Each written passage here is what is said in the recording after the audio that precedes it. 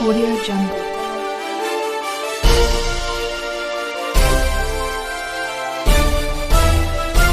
Audio Jungle.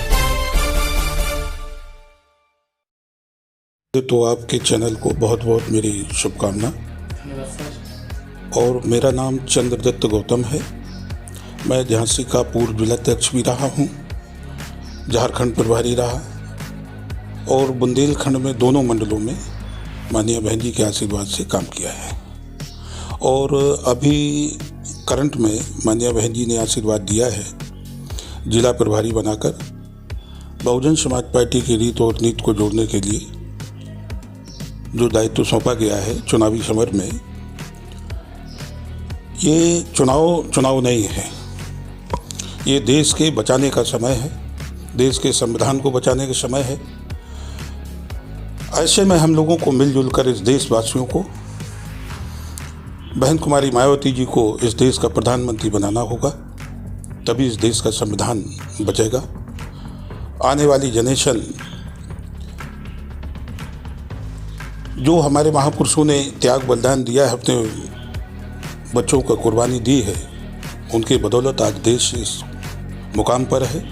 यदि हम सोते रहे तो आने वाली पीढ़ी हमको पूछेगी कि बाप दादाओं ने ये तो कर इस देश का संविधान बना के रख दिया, आप लोग उस संविधान को बचा नहीं पाए।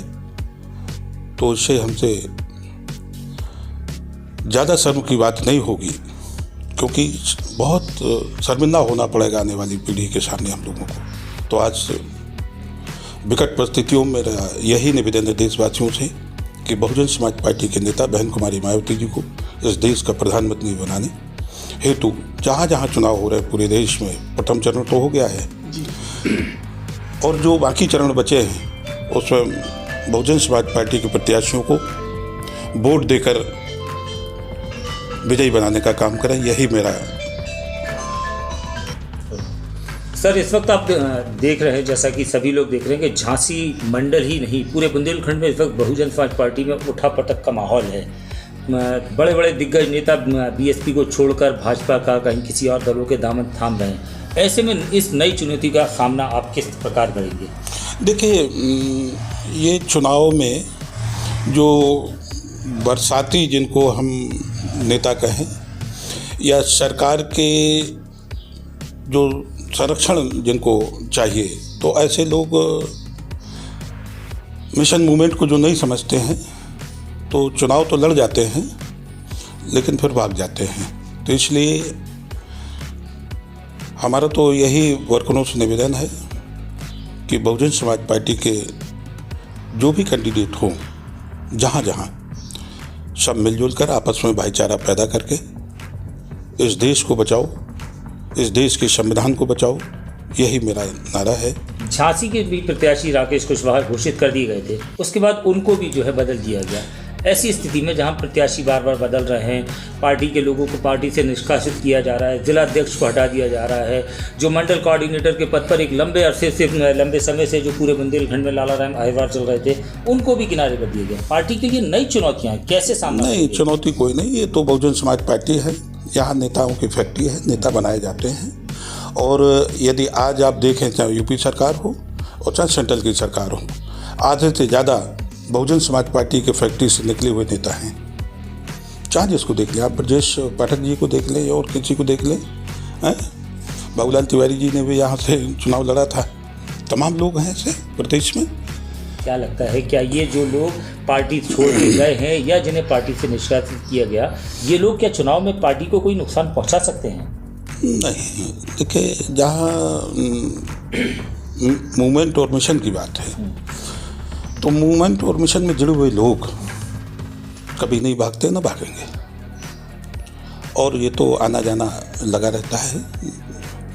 जो स्वार्थी किस्म के लोग हैं तो आते जाते रहेंगे। बुंदेलखंड वो क्षेत्र है जहाँ पर बहुजन समाज पार्टी का जिसे गढ़ माना जाता था। सारे के सारे विधायक बीएसपी के किसी समय में हुआ करते थे, सारी चीज़ें बीएसपी के हाथ में हुआ करती थी। आज वहाँ बीएसपी के पास कुछ भी नहीं बचा। ऐसी स्थिति में इस लोकसभा चुनाव में आप अपने आप को कहाँ स्टैंड करते हैं, कहाँ पाते हैं? देखिए, ये झांसी पार्लियामेंट है जो, तो झांसी पार्लियामेंट की यदि हम बात करें तो एक तो जो मौजूदा सांसद हैं, तो मेरा तो ये कहना है कि शायद ही कोई ऐसा आदमी हो जो उनसे मिल पाता हो। जो फरियादी है तो शायद ही कोई मिल पाया हो 5 साल में। तो ऐसे में जो हमारा कैंडिडेट होगा ऐसा लाएंगे जो सुलभ हो और जनता के बीच का आदमी हो। तो जैसे कि राकेश कुशवाहा जी को पहले टिकट दिया गया, फिर उनको टिकट काट दी गई। नहीं, जब देखिए कभी कभी जो काम करता है गलतियाँ हो जाती हैं, या जानबूझ के कर दे या अनजाने में हो जाए तो गलती होती है। जो जानबूझ के कर दे, जब वो आपको पता है कि कहीं उनका अटैचमेंट है तो फिर ऐसे लोगों को नहीं लाना चाहिए। तो अब कौन सा नया चेहरा होगा? अब ये मानिया बहन जी का विषय है। हम लोग तो देखे जो हाथी लेकर आएगा हम उसका साथी, बहन जी का जिसको आशीर्वाद उसके हम साथ। तो चैनल के माध्यम से क्या संदेश रहेगा आपका समझ झांसी वासियों के लिए? मैं तो पूरे देश के लोगों को यही कहूँगा कि देश को बचाना है, देश के संविधान को बचाना है, तो बहन कुमारी मायावती जी को देश को प्रधानमंत्री बनाना होगा।